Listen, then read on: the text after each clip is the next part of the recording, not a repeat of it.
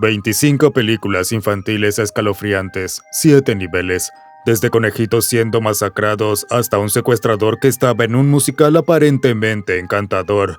Estas son 25 de las escenas más oscuras y perturbadoras de películas infantiles. Mientras más profundo bajemos, más siniestros y horribles se vuelven los momentos. Empecemos por la punta del iceberg. Aviso. Nivel 1. La familia Addams, 1991. En 1991, la familia Addams finalmente llegó a la pantalla en todo su macabro esplendor. Desde la primera escena, la ópera prima del director Barry Sonnenfeld nos presenta a una familia que encuentra alegría en lo grotesco, placer en el dolor y belleza en la oscuridad.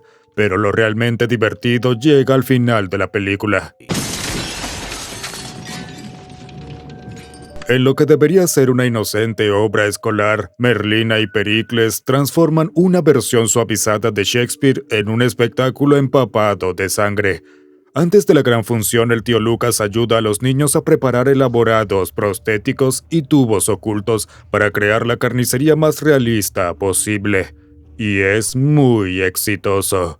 Merlina, seria y meticulosa como siempre, recita sus líneas con precisión imperturbable antes de apuñalar violentamente a su hermano. Pericles, siempre dispuesto a ser la víctima, se desploma dramáticamente mientras la sangre brota de su brazo prostético que cae al suelo con un golpe seco. Los rostros horrorizados de padres y maestros contrastan a la perfección con la aprobación entusiasta de los Addams. Y, por supuesto, la sangre chorrea por todas partes. Pero la sangre no se queda en el escenario. Merlina, con el cuello chorreando sangre falsa, se gira hacia el público y rocea a la primera fila con ella. Los demás padres se retuercen con asco, mientras Homero y Morticia sonríen orgullosos del compromiso de sus hijos con el realismo teatral. Es un momento muy de la familia Addams. De hecho, esta escena resume perfectamente lo que hace que la película sea tan subversiva como cinta infantil. Los Addams no entienden por qué alguien se sentiría perturbado por su comportamiento, porque para ellos es simplemente divertido. Para ellos, el desmembramiento y derramar sangre son actividades típicas de un martes por la tarde y debería disfrutarse. ¿Cuántas películas infantiles tienen este tipo de enfoque hacia lo sangriento? El extraño mundo de Jack, 1993. El extraño mundo de Jack puede presentarse como una película para niños, pero si la miramos de cerca contiene imágenes intensamente perturbadoras que harían a la mayoría de los padres replantearse las cosas. Desde la primera escena se nos presenta a los macabros residentes de Halloween Town, quienes se deleitan con el terror, incluyendo a un payaso con un rostro desmontable que revela un vacío infinito. Así que por si no lo habías notado, estos no son los típicos personajes coloridos y amigables de caricaturas infantiles. Tim Burton produjo la película y su estética gótica característica impregna cada fotograma, creando un ambiente inusualmente oscuro y espeluznante, muy distinto a lo que Disney solía presentar en 1993. Y el hecho de que sea stop motion le da un aire aún más inquietante, como si fueran marionetas torpes traídas a la vida de manera antinatural. Incluso las escenas más alegres se sienten ligeramente extrañas.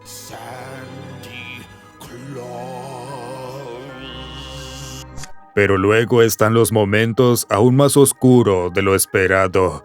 Una de las canciones, Secuestra a Sandy Claus, muestra a 3 personajes infantiles, Lock, Shock y Barrel, tramando alegremente el secuestro y asesinato de Santa. La letra es bastante clara sobre, por ejemplo, hervirlo vivo. Esta actitud tan despreocupada hacia la violencia se presenta como travesura infantil, pero en realidad la canción describe métodos de tortura con melodías alegres. Sorprende bastante que Disney pusiera su nombre en esto. La película va todavía más lejos, con el Dr. Finkelstein sacándose medio cerebro para crear una compañera, mientras los habitantes de Halloween Town transforman regalos de Navidad en horribles aberraciones. Cabezas reducidas, coronas asesinas y juguetes depredadores soltados contra niños humanos desprevenidos. Y luego llegamos al villano de la cinta, Oogie Boogie. Ya de por sí es bastante espeluznante e intenso, pero cuando finalmente es derrotado, su exterior de arpillera se desgarra revelando que no es más que una masa retorcida de insectos y arañas. A medida que su cuerpo se desintegra, su voz se fragmenta en chillidos agudos y múltiples hasta que solo queda un pequeño insecto. Cuando se estrenó en 1993, la película fue fuertemente promocionada como apta para toda la familia, a pesar de mostrar animales recién muertos como regalos, esqueletos aterrorizando niños y elementos de horror psicológico. Puedes imaginar el shock de los padres cuando entraron al cine. Coraline, 2009. La escena inicial de Coraline marca inmediatamente el tono de la película. Una muñeca flota a través de una ventana hacia unas manos con dedos de aguja que la destripan metódicamente, le dan vuelta y le reemplazan los ojos por botones y la transforma en algo nuevo.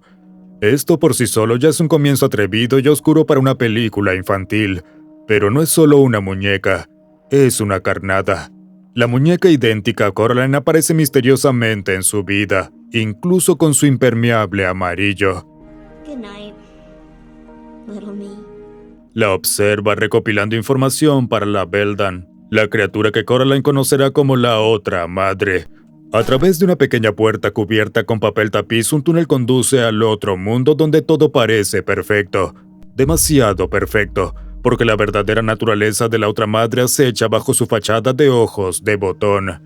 Ella cocina comidas deliciosas, crea entretenimientos mágicos y le ofrece a Coraline todo lo que sus padres reales no le dan. Pero hay un precio, solo un par de botones cosidos sobre sus ojos. Una transacción simple, pero siniestra. No way! You're not sewing buttons in my eyes! El horror se intensifica cuando Coraline se encuentra con 3 niños fantasmas atrapados detrás de un espejo. Ellos le cuentan que la otra madre espiaba sus vidas a través de los ojos de la muñeca, y que al descubrir que no eran felices, los atrajo con tesoros y dulces. Permitieron que la Beldan les cosiera botones sobre los ojos, y luego llegó la revelación más oscura. She locked us here and ate up our lives. El tono de Coraline ya es lo suficientemente inquietante, pero esta revelación de que la otra madre básicamente consume a los niños es increíblemente macabra. Cuando Coraline rechaza los ojos de botón, la humanidad de la otra madre desaparece. Su cuerpo se alarga, sus dedos se convierten en agujas y su verdadera forma de araña emerge. Es una depredadora que ha estado tejiendo su red pacientemente, una cazadora que ha usado esta técnica durante generaciones coleccionando almas de niños como si fueran especímenes. En una película que ya está construida para explorar temas muy oscuros, esto es un nivel todavía más brutal. Nivel 2. Las Brujas, 1990. La adaptación de 1990 de Las Brujas de Roald Dahl, dirigida por Nicholas Roeg, sigue siendo una de las películas infantiles más traumatizantes jamás hechas.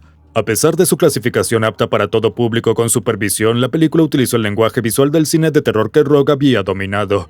Cámaras en mano, primeros planos extremos y ángulos inclinados inquietantes transformaron lo que pudo haber sido una simple fantasía en material de pesadilla para toda una generación de niños. Las brujas en sí mismas son presentadas como mujeres aparentemente normales que en secreto detestan a los niños, llegando a decir abiertamente que creen que los niños huelen a caca de perro. Pero es la gran bruja interpretada con una intensidad desquiciada y venenosa por Angelica Huston quien entrega el momento más inolvidable y terrorífico de la película. Durante una convención de brujas inglesas disfrazadas de reunión de la Real Sociedad de la Prevención de la Crueldad hacia los Niños, el personaje de Huston ordena a las brujas presentes que se quiten las pelucas, revelando sus cabezas calvas y llenas de llagas.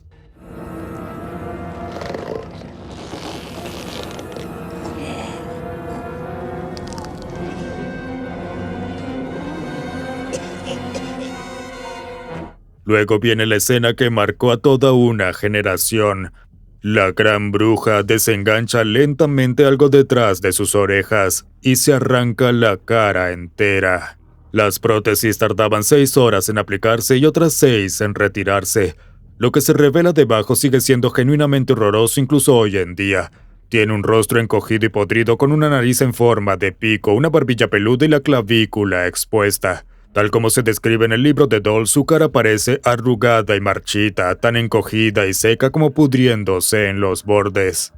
Rock quiso ir lo más lejos posible, convenciendo al taller de criaturas de Jim Henson de llevar los efectos prácticos al límite, creando algo tan perturbador que incluso el propio Dahl se quejó de la vulgaridad y terror real mostrado en pantalla. La película fue un fracaso comercial, probablemente debido a su intensidad, pero ganó estatus de culto, recordada en particular por no tener miedo de mostrar horror genuino a los niños. Rock y Henson exploraron por completo sus sensibilidades macabras, creando imágenes que quedaron grabadas permanentemente en la mente de los espectadores, incluso en la adultez. Hazel, el príncipe de los conejos, 1978. Cuando se estrenó en 1978, Hazel, el príncipe de los conejos, traumatizó a toda una generación de niños, y eso no es una exageración. Muchos padres alquilaron lo que parecía ser una tierna película animada sobre conejitos lindos pasando el rato, solo para ponerla y sin querer exponer a sus hijos a una de las cintas animadas más perturbadoras jamás creadas. En el Reino Unido, la película fue clasificada con una U, apta para todas las edades, pero aún hoy sigue siendo una de las clasificaciones más controvertidas de la historia, con muchas personas argumentando que jamás debió recibir esa categoría. La historia comienza con la aterradora visión de Fiver. Este pequeño conejo psíquico de repente se queda paralizado con los ojos muy abiertos, mirando un campo tranquilo. El campo está cubierto de sangre, susurra, temblando. De inmediato todo cambia. The field, it's covered with blood. Blood? Don't be silly. El estilo de animación se transforma drásticamente cuando la pantalla se llena de un intenso resplandor rojo pulsante. La voz de Fiver se vuelve cada vez más desesperada. Está en todas partes, tenemos que irnos de aquí, todos. Literalmente, en la primera escena de la película ya nos enfrentamos a una visión horripilante. Buen trabajo, padres. Y claro, la visión se cumple. Una construcción residencial se aproxima a su hogar. Si se quedan, los conejos serán enterrados vivos en una especie de genocidio masivo. Lo único que pueden hacer es dirigirse a un lugar más seguro, Watership Down. Pero apenas comienzan su viaje, uno de ellos es brutalmente asesinado por un halcón.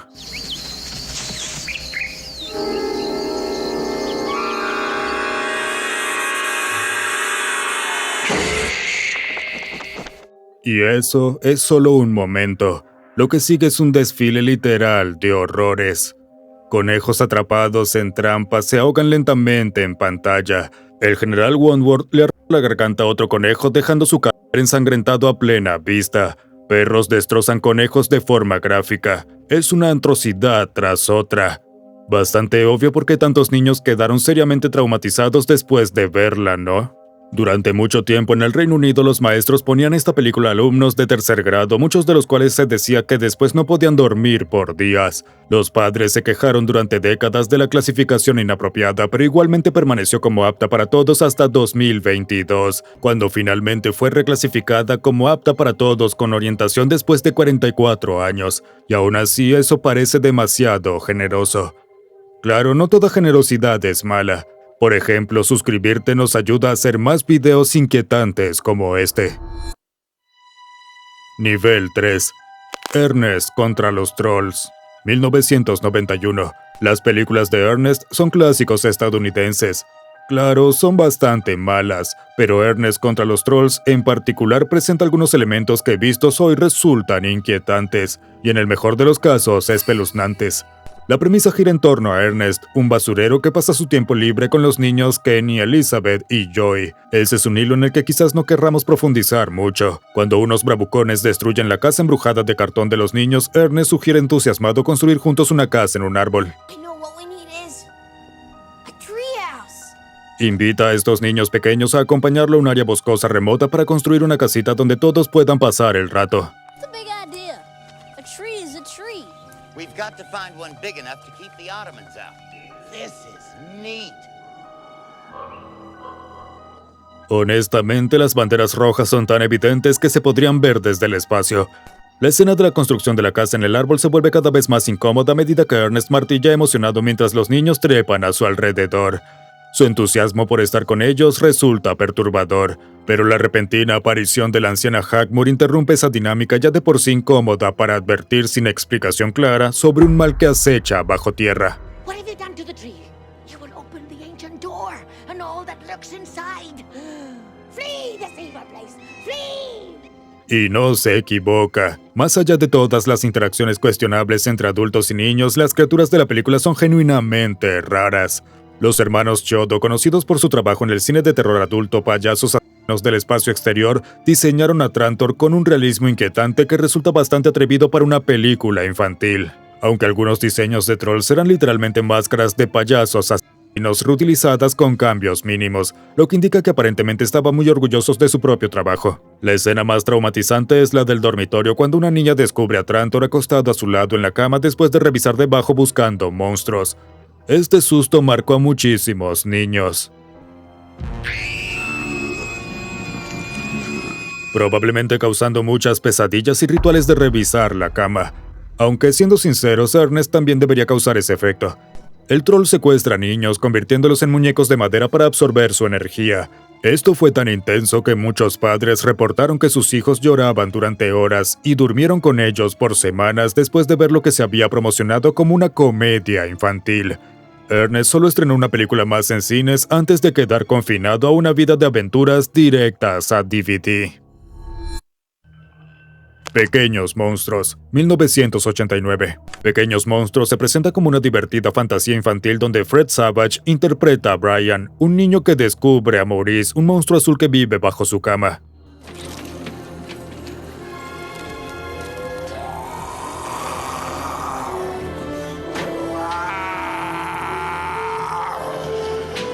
Su aventura comienza como travesuras infantiles y luego desciende a algo genuinamente perturbador. Maurice le muestra a Brian un mundo donde los monstruos salen cada noche para hacer bromas a los niños dormidos. Cambian jugos de manzana por orina, asustan bebés y causan caos en general. Honestamente, al principio parece bastante divertido. Los niños que la veían podían reírse con eso. Lo que viene después, no tanto. El mundo de los monstruos funciona bajo un liderazgo siniestro. Boy, un villano vestido como un niño escolar gigante, gobierna con su secuaz, Sneak. Never, ever, ever forget that! Y no son criaturas amigables, son realmente aterradoras y capaces de cosas muy horribles. En una escena, Sneak confronta a un monstruo más pequeño que ha fallado en su tarea. La criatura conserva una cabeza infantil y suplica por piedad, pero Sneak no se inmuta. Le clava los dedos en el ojo y luego le arranca violentamente la cabeza, arrojándola sobre una manta como si fuera basura. Después le coloca casualmente una cabeza de muñeca como si esa brutalidad fuera completamente normal. Las películas de los años 80 eran muy violentas, pero esta escena de aparece en una cinta clasificada para todo público y promocionada para niños. Siskel y Ebert, los dos críticos más influyentes del cine en el siglo XX, quedaron horrorizados al verla en el cine, llamándola insana y profundamente problemática. Básicamente, no para niños. Little Monsters is one of the most repellent, distasteful, truly creepy movies I've seen in a long time. La mayoría de los adultos que vieron la película cuando eran niños suelen recordarla como una de las más aterradoras de su infancia, lo cual, siendo honestos, probablemente sea uno de los mejores comentarios que se pueden hacer. Pinocho, 1940. Pinocho de Disney quizá podría parecer una lección extraña para esta lista, pero hay una escena que la hace muy digna de estar aquí. Y todo es gracias a la isla de los juegos y a su siniestro propietario, el cochero. El cochero aparece por primera vez en una taberna oscura ofreciendo dinero al honrado Juan y Gedeón a cambio de reunir a niños traviesos. How would you blokes like to make some real money? I'm collecting stupid little boys, and I takes them to Pleasure Island. Cuando le preguntan sobre las consecuencias, su rostro se transforma en una mueca demoníaca mientras sisea. Nunca regresan, como niños. Desde ese momento sabemos que algo anda muy mal con este tipo. En cuanto a la isla de los juegos, parece un parque de diversiones donde los niños se entregan a tentaciones prohibidas, fumar cigarros, beber cerveza y pelear y destruir cosas. Pleasure Island? Yes, that happy land of carefree boys, where every day's a holiday. Pero el cochero cierra las puertas con llave diciendo ominosamente que dado suficiente tiempo, un niño terminará haciéndose un burro. Pronto la isla se vacía misteriosamente. En la secuencia más pesadillesca de toda la película, Pinocho observa la transformación de su amigo, Polilla. Primero le crece una cola de burro, luego sus manos se convierten en pezuñas mientras grita desesperado por su mamá. Help! Help! Somebody help! Call that needle! Call anybody! Mama! Su voz humana se degrada hasta convertirse en rebuznos mientras su rostro se deforma horriblemente en un hocico de asno, con su sombra mostrando la transformación completa en la pared. Mientras tanto, los esbirros del cochero, figuras sombrías con ojos brillantes, capturan a los niños transformados. Aquellos que aún pueden hablar son clasificados como defectuosos, y vemos a los burroniños golpeados, enjaulados y vendidos para trabajar en minas de sal. Es horror puro. El carruaje que llevaba a los niños a la isla era tirado por 8 burros, antiguos niños de operaciones anteriores. El negocio del cochero continúa sin ser detectado, con incontables niños traficados a una esclavitud animal. Disney jamás suaviza este horror ni ofrece redención para los niños transformados. Permanecen burros para siempre, su humanidad es arrancada de manera irreversible. Pero bueno, Pinocho al menos tiene un final feliz, así que supongo que eso equilibra las cosas. Una ratoncita valiente, 1982. Una ratoncita valiente parece bastante inocente. Animales parlantes, claro, pero si miras más de cerca descubrirás que muestra ratas inteligentes conspirando a sangre fría con precisión calculada. I agree. He's right. We'll be killed. Not if we got them first. Jenner, una rata carismática pero siniestra, manipula a su reacio cómplice Sullivan en un plan para matar a su líder Nicodemus y así quedarse con el poder. Todo lo que tienen que hacer es sabotear al equipo durante una delicada operación para mover la casa de la familia Brisby. Verás, estos animales han sido inyectados con drogas experimentales que aumentaron su inteligencia. Así que no son solo bichitos tiernos, son seres complejos capaces de leer, comprender electricidad y blandir espadas con habilidad mortal. Y también capaces de asesinar. Y cuando la conspiración se lleva a cabo, la violencia escala con una brutalidad sorprendente.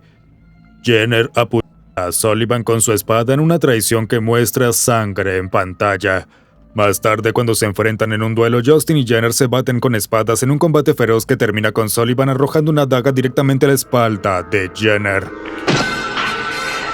De hecho, la sangre aparece varias veces en la película, 8 veces para ser exactos. Personajes mueren frente a nosotros, la comida tiene droga, hay sobresaltos, incluso hay un momento en el que el gran búho devora a su presa mientras intimida a la protagonista. Es sorprendentemente oscuro para una película que se ve tan tierna. Finalmente, la casa de los Brisby colapsa con niños atrapados adentro, creando una tensión aún mayor. No hay ningún esfuerzo para proteger a los espectadores jóvenes del drama. Es sangrienta, cruel y bastante terrorífica. La pandilla basura, 1987. Cuando la pandilla basura apareció en los años 80 fue instantáneamente polémica por lo asquerosos y repelentes que resultaban, pero aún así tuvieron una película. Afortunadamente los cineastas decidieron no suavizar nada. Así que aquí tenemos a 7 niños mutantes chorreando una baba verde saliendo de un cubo de basura mágico para aterrorizar a un chico de 14 años y a su mundo.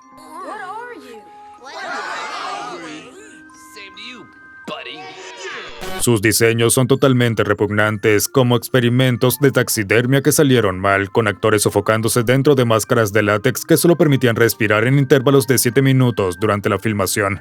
Y por si no lo sabías, los héroes de la película incluyen a una niña que escupe mocos, un chico que orina sin control y un niño cocodrilo que merienda tranquilamente una lonchera llena de dedos humanos amputados. Típico material de héroes de Hollywood, ¿no? La película a partir de ahí realmente se convierte en una serie de escenas aleatorias con algunas de las cosas más horribles jamás filmadas. Bravucones veinteañeros acosan al protagonista adolescente Dodger, lo ahogan con aguas residuales y lo dejan en una escena presentada como comedia slapstick. Cuando la pandilla lo rescata, su idea de amistad consiste en vomitarle a desconocidos, robarle comida a ancianos en el cine y desatar un geyser de una mezcla de mocos y palomitas sobre una multitud que grita. Es fácil entender por qué el público estadounidense los odiaba tanto. Al final de la película vemos a estos supuestos niños arrancándole los vestidos a las modelos en un desfile de moda, dejando al descubierto su ropa interior mientras Dodger aplaude feliz. Así que puedes sumar el buen y viejo acoso a la lista. Además, para que quede claro, esta pandilla no tiene ninguna cualidad que rescatar, ni una sola. Molestan a inocentes, destruyen propiedades y usan sus fluidos corporales para hacer el mal. Pero la narrativa enmarca su crueldad como una rebelión justificada como un rasgo peculiar. Para el final, su victoria consiste en traumatizar a los presentes y escapar de las consecuencias, dejando una pregunta persistente. ¿A quién se le ocurrió que era una buena idea de película infantil? Nivel 4. 9. 2009. 9 de Shane Aker ocurre en un mundo post-apocalíptico donde las máquinas han acabado con la humanidad. Queda de ti si decides hacer la comparación con nuestro mundo actual. La estética de la película es inquietante. Personajes que parecen muñecos de trapo enfrentándose a monstruos mecánicos en un paisaje cubierto de cenizas. Y aunque fue promocionada como una animación para niños, se adentra en territorio de terror gracias a sus aterradores diseños de criaturas. Nada ejemplifica esto mejor que La Costurera, la creación más aterradora del filme. Esta cazadora serpentina aparece cuando los protagonistas encuentran un refugio temporal en una biblioteca abandonada. De hecho, la máquina de fabricación diseñó específicamente a este monstruo para aprovechar los lazos emocionales entre los Stitch Punks. Lo que la vuelve realmente perturbadora es cómo usa el cuerpo sin vida de Dos como carnada. Después de que Dos muere al inicio de la película, su cadáver queda convertido en un títere atado a la cola de la costurera. El monstruo manipula su forma muerta para atraer a los demás hacia su destino, proyectando una luz hipnótica a través de las cuencas vacías de sus ojos. Una especie de faro espeluznante en la oscuridad que ellos tienen que seguir. En estas escenas no hay banda sonora, solo clics y chirridos mecánicos de la costurera al desplazarse. Y cuando atrapa a 8, ahí vemos su verdadera naturaleza. Esta cosa no solo mata, literalmente cose a sus víctimas dentro de su propio cuerpo con aguja e hilo. Los Stitch Punks capturados cuelgan flácidos dentro de su prisión de tela, visibles pero indefensos. Ese es su destino, sin escapatoria. De alguna manera, la costurera representa el horror central de la película, la corrupción de la creatividad humana transformada en algo monstruoso. Es como una especie de taxidermia mecánica en movimiento, un titiritero que usa los muertos para atrapar a los vivos. Intentemos no ver ninguna comparación con nuestro mundo actual potenciado por IA. El último unicornio, 1982. Los padres que casualmente alquilaron una película animada de 1982 llamada El último unicornio seguramente esperaban una historia familiar genérica sobre un unicornio que debía vivir una aventura. Bueno, sí la tuvieron, pero también obtuvieron muchas imágenes nada esperadas en una película así. Mientras la protagonista recorre su viaje, descubrimos el verdadero antagonista, el Toro Rojo, y su aparición es brutal. No hay música previa ni un build-up dramático. Solo aparece de la nada una presencia abrumadora. Su gigantesca figura es puro fuego viviente, una entidad ardiente sin rasgos distinguibles más allá de su forma de toro descomunal.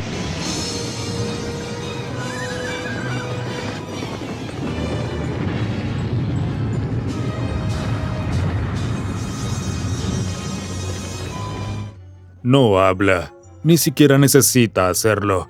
Mira su primera aparición.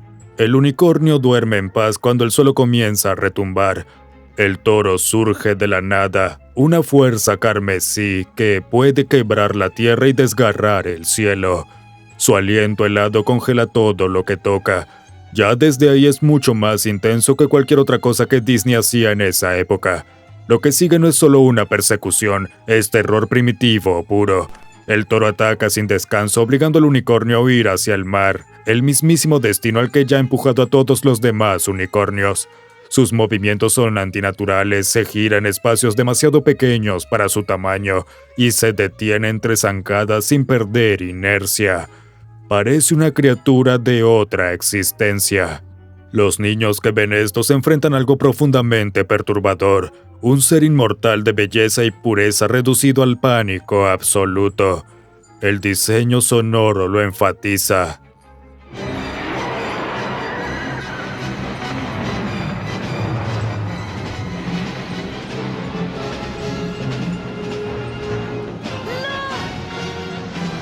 Los bramidos del toro aplastan todo lo demás. Schmedendrick logra salvarla solo al transformarla en humana, Lady Amalthea, un destino presentado como peor que la muerte para un ser inmortal. Básicamente, para salvarla, tiene que matarla. Y lo sabemos porque la unicornio grita de dolor cuando ocurre. Para una película dirigida a niños, estas escenas son puro combustible de pesadillas, y lo más inquietante es que no hay una salida clara. Pollitos en Fuga, 2000. Pollitos en Fuga tiene una premisa bastante original para una película animada. Se centra en un grupo de gallinas en una granja que intentan escapar de su destino de convertirse en pasteles de carne. O dicho de otra forma, es una película sobre gallinas tratando de escapar de un campo de concentración. Vaya.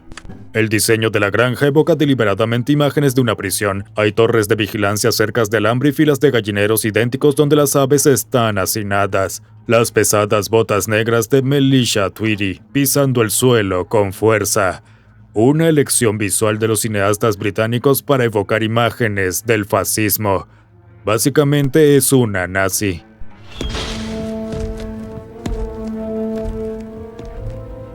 Welcome back, Kane.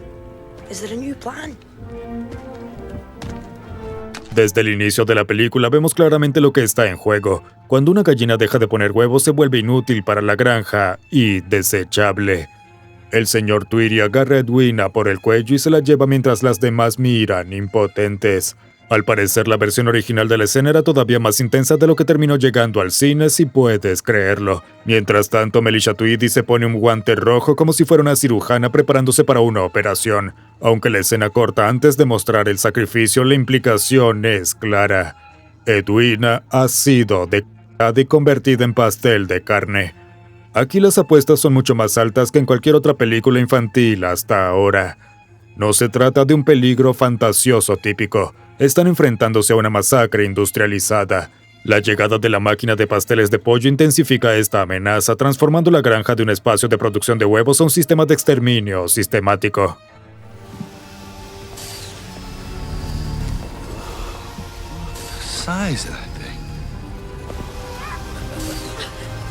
Es el holocausto de gallinas. La película nunca suaviza la idea de que estas gallinas están luchando por sus vidas contra humanos que las ven como productos y no como seres vivos. Es mucho más profunda de lo que cualquiera esperaría de una película sobre gallinas. Lemony Snicket, una serie de eventos desafortunados, 2004. Lemony Snicket, una serie de eventos desafortunados, se distingue de la típica película infantil gracias a su estética gótica y sus temáticas profundamente inquietantes. The movie you are about to see is extremely unpleasant. My name is Lemony Snicket, and it is my sad duty to document this tale. Pero lo que vamos a resaltar aquí es que esta cinta se adentra en un terreno que la mayoría de las películas familiares evitan a toda costa. Un hombre adulto intentando casarse legalmente con una niña de 14 años. Verás, el conde Olaf no solo quiere la fortuna de los Baudelaire, él trama un plan para obtenerla obligando a Violet, la mayor de los huérfanos, a casarse con él. Yes, once you say I do and sign the marriage certificate, you'll really be my loverly bride. Lo que hace que esto sea especialmente perturbador es que Olaf es su tutor legal, lo que crea una dinámica de poder profundamente incómoda de ver en pantalla. La boda está disfrazada como una obra de teatro llamada El Maravilloso Matrimonio. Olaf utiliza elementos legales reales, un juez auténtico, documentos de matrimonio válidos y votos legalmente vinculantes, mientras el público cree que solo está viendo una actuación. Mientras tanto, la bebé Sonny cuelga peligrosamente de una jaula desde lo alto de una torre, obligando a Violet a obedecer bajo la amenaza de que su hermana muera si no lo hace. Tiene que hacerlo o todo terminará mal. If you don't say I do, I say one word into this, and down will come baby cradle and all. Y ni siquiera podemos decir que el tema del matrimonio sea solo una estrategia para la herencia, porque a lo largo de la película Olaf hace comentarios incómodos sobre la apariencia de Violet, llegando a decir que es tan bonita que no la desecharía después de la boda como si haría con sus hermanos. Es un depredador. Lo más terrible es que todos los adultos alrededor de Violet le fallan constantemente. Nadie le cree cuando intenta explicar lo que sucede. No, Justice Strauss, you don't understand. The play is real. La jueza Strauss, sin darse cuenta, facilita lo que sería básicamente un secuestro legalizado. Incluso el señor Poe, su banquero y supuesto protector, permanece completamente ajeno hasta que ya es casi demasiado tarde. Y aún así, en ese punto resulta prácticamente inútil. El tostadorcito valiente, 1987. El tostadorcito valiente es un clásico de la animación, pero también contiene algunas de las escenas más perturbadoras desde el punto de vista psicológico de cualquier criatura. Al inicio de la película, el aire acondicionado literalmente explota de rabia, con su rostro contorsionado mientras hace cortocircuito. Nosotros como espectadores aún no lo sabemos, pero este será el tono que seguirá la película. Más adelante tenemos la secuencia de pesadilla de la tostadora, donde un payaso demoníaco al azar intenta matarlo deliberadamente lanzándolo a una bañera mientras está conectado a la corriente, acompañado de risas maniáticas a medida que la tostadora se debilita. No hay lógica real en esto, solo sucede.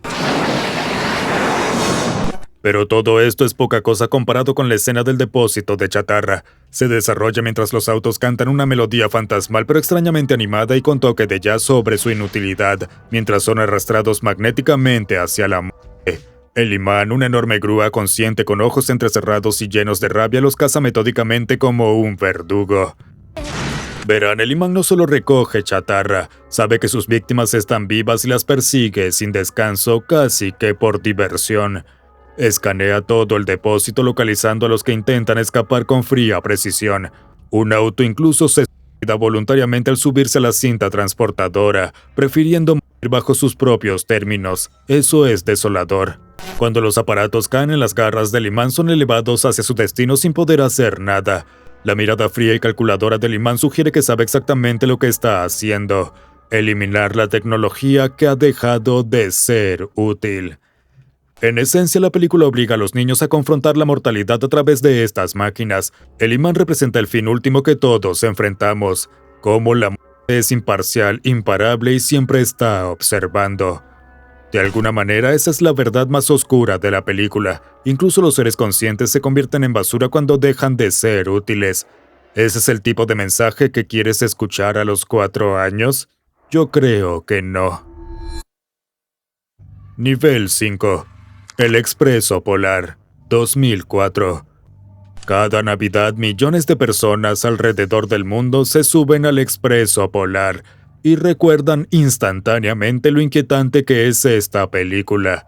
Desde literalmente el primer fotograma, la animación sumerge a los espectadores en el valle inquietante.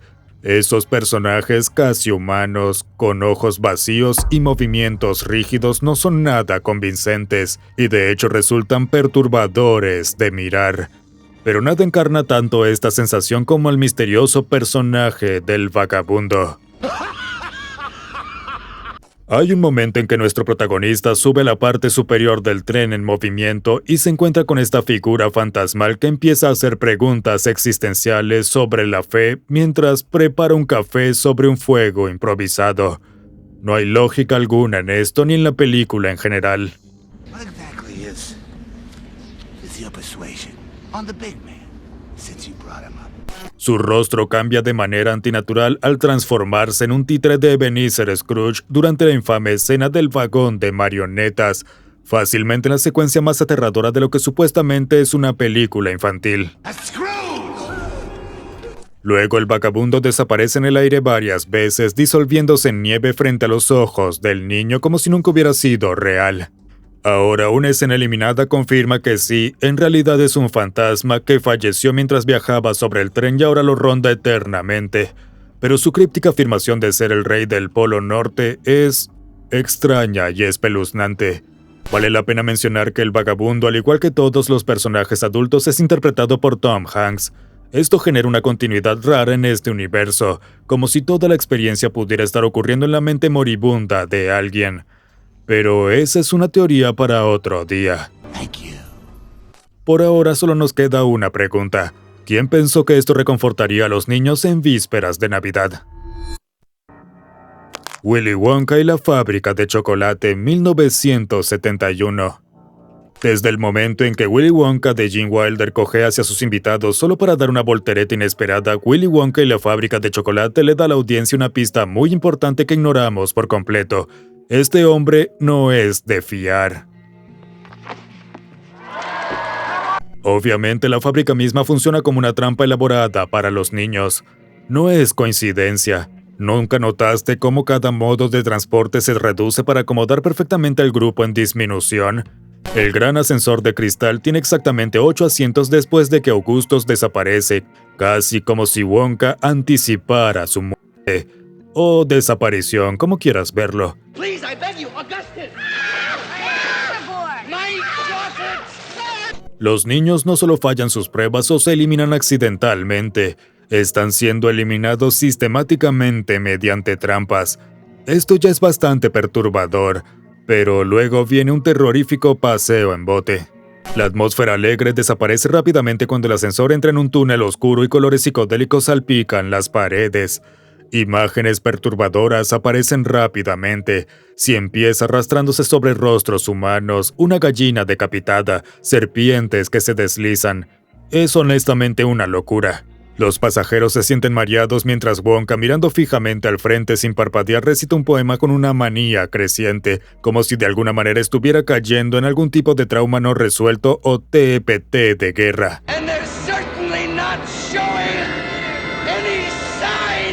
Y luego de repente todo termina como si nada hubiera pasado, sin explicación, sin reconocimiento, a lo siguiente. La película se hizo en 1971, justo durante el renacimiento creativo del horror, y esta escena tiene mucho ADN de terror. La escena del bote en particular se siente insegura, sucia, táctil y totalmente fuera de lugar en la película, pero esa es la razón por la que es tan memorable. El film solo quiere mostrar que este hombre está psicológicamente desequilibrado, y aún así elegimos verlo solo como un poco excéntrico. La gran aventura de Pee-wee, 1985. El debut como director de Tim Burton en 1985, La gran aventura de Pee-wee, fue una película bastante inusual para él, si lo piensas bien. Es extremadamente colorida, saturada, con un elenco casi completamente humano y un objetivo bastante concreto. Pero aún así, Burton se divirtió. El momento más notorio de la película llega cuando Pee-wee hace dedo y se sube al camión de la conductora Marge la Grande. Mientras ella relata el peor accidente que jamás haya visto, su rostro se transforma en un monstruo grotesco de ojos saltones y dientes podridos. Sí, ese es el Tim Burton que conocemos y amamos. La secuencia es completamente aleatoria y fuera de lugar. Luego, Pee-wee descubre que Marge la Grande murió en ese accidente 10 años antes, lo que significa que estaba viajando con un fantasma.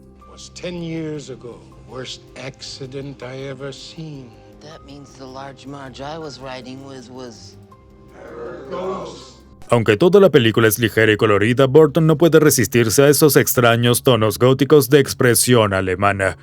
Ten en cuenta que, para ese momento, ya había sido despedido de Disney por hacer contenido demasiado oscuro para niños.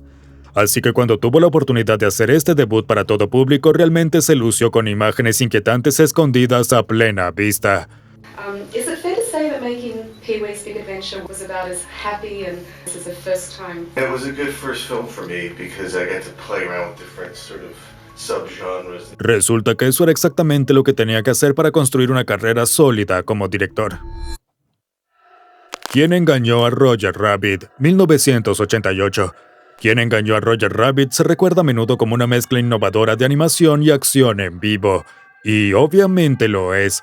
Pero también es una película sobre racismo, usando su ambientación en Los Ángeles de 1947 para mostrar un mundo donde los personajes animados coexisten con humanos mientras se enfrentan discriminación sistemática. El villano de la película, el juez Dunn, se establece como una amenaza creíble desde el principio. Vestido de negro y con rostro inexpresivo, Doom, el humano, demuestra su invento, el baño, una mezcla de trementina, acetona y benceno que mata permanentemente a los dibujos animados. Remember how we always thought there wasn't a way to kill a tune? Well, Doom found a way. He calls it the dip. Es una de las escenas más perturbadoras del cine familiar. Baja lentamente un zapato animado asustado en el baño químico, obligando a la audiencia a verlo chillar de terror antes de disolverse en la nada. La muerte de la imaginación justo frente a nosotros. El tercer acto de la película muestra a Dune recibiendo finalmente su justicia, pero después de ser aplastado por un rodillo, no muere como se esperaba. En cambio, su cuerpo aplastado vuelve a 3 dimensiones, revelando su naturaleza de Doom. Sus ojos se convierten en dagas animadas y su voz se transforma en un grito maniático y agudo. Ese es el gran giro. Dune es en realidad un Doom que ocultó su identidad mientras perseguía un plan genocida para destruir a Toontown y construir una autopista. Este villano que se odia a sí mismo mató al hermano del detective Eddie Valiant años antes, estableciendo una trama inspirada en el noir de corrupción, asesinato y venganza y dando a Eddie una razón para tener prejuicio contra todos los Dooms. Toon killed my brother, dropped the piano on us from 15 stories. Said he never made it. Así que Dune no solo está matando a Dooms, está cometiendo genocidio contra su propia especie, sin absolutamente ninguna buena razón. Pero como dice esa película clásica, olvídalo hombre, es Toontown. Beetlejuice, 1988. Beetlejuice de Tim Burton fue realmente la película que lo estableció como un genio visionario. Honestamente es difícil elegir solo 1 o 2 momentos que sean inquietantes, pero ya que hay que escoger, la escena de la sala de espera del más allá expone a los niños a la muerte en sus formas más gráficas. Is this what happens when you die? This is what happens when you die. That is what happens when he dies. And that is what happens when they die. It's all very personal. Esta escena sumamente creativa muestra espíritus sentados leyendo revistas, con sus cuerpos mostrando permanentemente su manera de morir. Miss Argentina, una reina de belleza, muestra sus muñecas cortadas mientras dirige alegremente a los recién llegados. La asistente de un mago permanece eternamente partida por la mitad, con sus piernas sobre el cojín del sofá. Todo esto se presenta con humor y no se toma en serio. Y eso no es todo. Está el cazador con la cabeza encogida, un buzo con un tiburón aún pegado a su pierna y un mensajero completamente aplastado con marcas de llantas sobre su cuerpo. Un carbonero quemado ofrece un cigarrillo a Adam con total naturalidad. Lo más inquietante es Juno, su trabajadora social que sopla humo de cigarrillo a través del corte en su garganta. La forma visual de Burton de mostrar que murió por su hijo. You want a cigarette? Oh, no, thank you. I'm trying to cut down myself. Y aún así la escena no parece preocuparse por nada de esto. De hecho, la película básicamente muestra que la burocracia de la muerte es de algún modo más aterradora que la muerte misma. Tener que esperar es el horror, no morir. Pero para equilibrar hay que resaltar otro momento, cuando Beetlejuice revela su verdadera naturaleza. Después de mostrarse encantador pero travieso, su lado demoníaco aparece cuando transforma la barandilla de las escaleras en una serpiente gigante con su propio rostro burlón. La serpiente Beetlejuice ataca a la familia sistemáticamente, deslizándose bajo las piernas de Delia mientras ella grita aterrorizada. Empuja a Otto por las escaleras, agarra a Charles por el tobillo y lo cuelga del 2º piso. Cuando la serpiente se acerca a una horrorizada Lydia con las mandíbulas abiertas para devorarla, finalmente Bárbara interviene para detenerlo.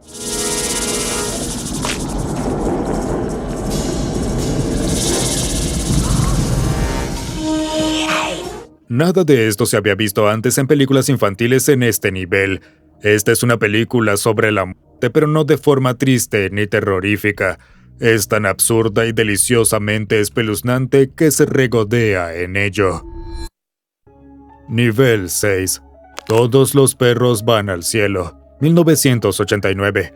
Incluso el título Todos los perros van al cielo prácticamente te dice que esta película no será todo sol y rosas.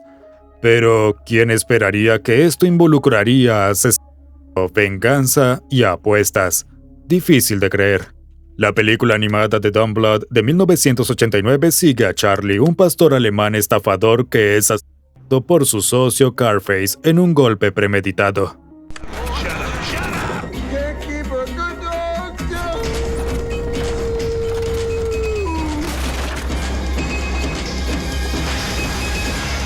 La muerte de Charlie no se sugiere, lo vemos borracho y luego atropellado deliberadamente por un auto y su cuerpo cayendo sin vida al agua.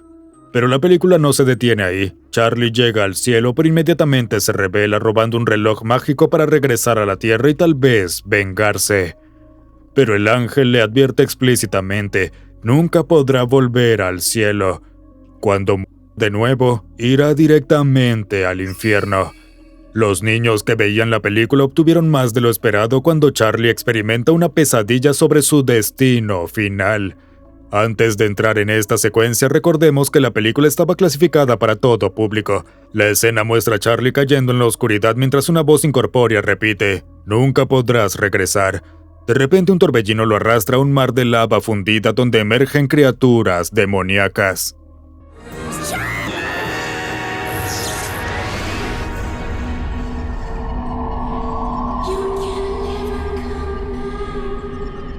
Un barquero esquelético transporta a Charlie a través del infierno mientras se lanza hacia él con movimientos aterradores. Pero todo esto es solo un aperitivo para el verdadero terror. Un demonio gigantesco surge de las llamas, exhalando fuego mientras pequeños duendecillos atormentan a Charlie. Los ejecutivos del estudio se sintieron lo suficientemente incómodos para cortar partes de la secuencia, aunque eso solo redujo el factor del miedo de 12 a 11. La versión completa sin cortes revela imágenes aún más perturbadoras que no llegaron al montaje final, y honestamente quizás sea bueno que nunca lo hiciera. Todo esto estaba en la película junto con apuestas, alcohol, tabaco, secuestros y crimen organizado, y aún así fue promocionada como entretenimiento familiar. De hecho, la película competía directamente con La Sirenita en su día de estreno, ofreciendo a los padres la opción entre sirenitas bonitas o pesadillas sobre fuego literal del infierno y condenación eterna. Una elección fácil. Chitty Chitty Bang Bang, 1968. Chitty Chitty Bang Bang es una de esas películas familiares británicas de los años 60 que se sienten familiar, extravagantes y tiernas. Es simplemente una aventura divertida sobre un autovolador que lleva a sus amigos a Bulgaria, un país donde los niños están prohibidos por ley. You have never heard of Baron Bombers, ruler of Bulgaria? The most evil man in the world. Sí, definitivamente es algo. Este cambio abrupto de tono introduce a uno de los villanos más perturbadores del cine, el capturaniños. El personaje no aparece en el libro original de Ian Fleming. Por alguna razón desconocida, los cineastas decidieron inventar a este extraño específicamente para la película. El capturaniños representa a un depredador realista oculto tras una fachada amigable. They are here somewhere. I can feel it in my bones. There are children here somewhere. Lo que lo hace verdaderamente perturbador es cómo encarna peligros del mundo real. Atrae a los niños con dulces y helados antes de revelar su verdadera naturaleza, como lo haría un depredador real. Su carreta se transforma rápidamente de carrito de helados a una celda con barrotes. Su larga nariz que puede oler a los niños y su red diseñada específicamente para capturarlos. This nose of mine has never failed me. If there are children here, my friend, you will die. Bueno, es aterrador de principio a fin. Honestamente representa el peligro absoluto de los extraños en una película infantil. Cuando se asoma por la ventana al revés o cuando de repente pierde su apariencia amigable y revela la jaula, la película pasa de la fantasía al horror directo. Literalmente no hay una razón para que este esté en una película alegre y extravagante, pero su presencia es extremadamente chocante y aterradora debido al contraste. Ni siquiera hemos mencionado Bulgaria, un pueblo aparentemente normal donde la gente se esconde al escuchar trompetas, donde proteger a niños es castigado con la muerte, y donde los juguetes solo se hacen para un varón infantil mientras los niños reales son cazados y encarcelados. Básicamente, todo esto es muy sombrío cuando miras más allá del autovolador. Nivel 7. Regreso a Oz, 1985. Regreso a Oz se mantiene como una de las películas infantiles más perturbadoras de Disney, ofreciendo un cambio radical respecto a la alegría musical de su material original. Esta secuela no comienza con Munchkins cantando, sino con Dorothy siendo llevada a un hotel psiquiátrico para recibir terapia de electroshock con el fin de curar sus fantasías sobre Oz. Taking her to Cottonwood Falls tomorrow, see if she can be helped. Well, place that just doesn't exist. Sí, ya no estás en Kansas. Cuando Dorothy regresa a Oz, encuentra un desierto post-apocalíptico. El camino de ladrillos amarillos yace en ruinas y sus amigos han sido convertidos en piedra. Not moving very fast, are they? They've all been turned to stone. Oh, let's wait and see a bunch of stiffs. Luego descubre a los Wheelers, criaturas aterradoras con ruedas en lugar de manos y pies, que chillan de forma maníaca mientras persiguen a Dorothy por la devastada ciudad de Esmeralda. You have to come out sooner or later, and when you do, we'll tear you into little pieces. En algún momento Dorothy es capturada por la princesa Mombi, una bruja que colecciona cabezas de mujeres bellas. Dorothy observa horrorizada cómo Mombi se quita la cabeza con calma antes de elegir otra de un gabinete de vidrio que contiene docenas de cabezas separadas de sus cuerpos. Cada cabeza está viva, con los ojos siguiendo a Dorothy mientras se mueve por la habitación. Más adelante, cuando Dorothy intenta escapar, se infiltra en la sala de cabezas para robar el polvo de la vida, pero no puede. Las cabezas despiertan y comienzan a gritar, alertando a la sin cabeza Mombi, quien persigue a Dorothy por el castillo.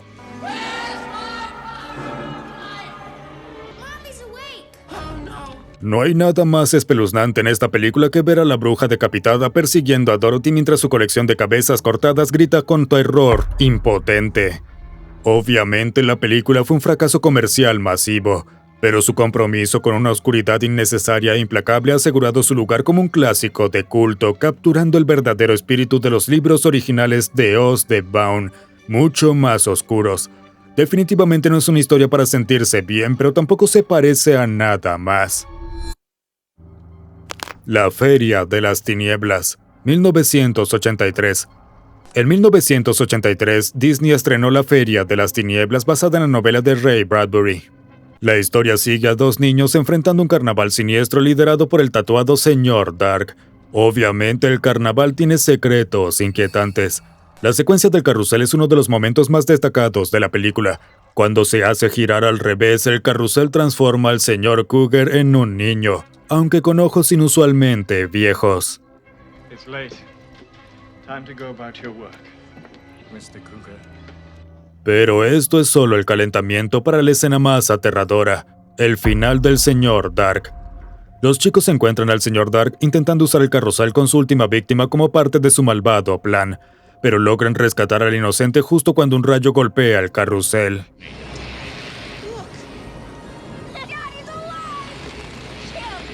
De repente el Sr. Dark comienza a envejecer y a descomponerse rápidamente y todo el carnaval es absorbido por un gigantesco torbellino. Estas son las dos escenas más inquietantes, pero la película sigue excavando para aumentar aún más el terror. Detrás de cámaras, el nivel de horror era aún mayor. La secuencia del ataque de arañas utilizó 200 tarántulas reales, algunas aparentemente arrojadas directamente a los actores niños. Los chicos se acobardan de terror mientras las arañas trepan sobre sus cuerpos y rostros. Todo era 100% real y sin ninguna simulación. Incluso el intento de Disney de hacer la película más apta para niños mediante reshots resultó en contenido aún más perturbador, incluyendo a Will viendo su propia cabeza cortada caer de una guillotina. Parecía que nada podía detenerla. Estaba destinada a ser una verdadera película de terror. Si todavía tienes ganas de más icebergs y series de películas inquietantes, ¿por qué no echas un vistazo a este de Juego de Tronos?